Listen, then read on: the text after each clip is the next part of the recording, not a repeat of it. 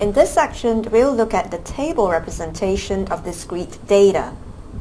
By discrete data, we really mean the qualitative or categorical data, as well as any quantitative data that are discrete or have gaps in between the values. These usually arise out of counting. The table presentation will come in the form frequency table and relative frequency table. How do we organize discrete data? Generally, we go through 4 steps. After we have conducted our survey, whether through census or sampling, we will end up with a set of raw data. These are unorganized data that have not been manipulated. Hence, they will not be very meaningful to us. For example, this set of raw data shows the mobile service provider of 20 random people. It's a jumble of A, B, and C that's disorganized and does not tell us much at first glance. What we can do is to transform the raw data into a data array. Essentially, the raw data is sorted in ascending or descending order. By doing so, we hope to see certain characteristics quickly. For example, what is the range of the data from the lowest to the highest? Is there any grouping of data? Are there any more frequent values?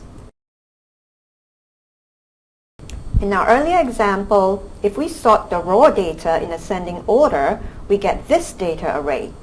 Almost immediately, we can pick up an obvious trend that B is the most frequently used mobile service provider. We can further organize the data by using a frequency table, which is to tabulate the data into categories and counting and reporting the number of observations in each category. By doing so, we are able to condense the data effectively. To get the frequency table for our earlier example, we list down each of the service provider A, B, and C. For A, there are 2 cases. For B, there are 12 cases. And for C, there are 6 cases. Finally, sum everything to get a total of 20.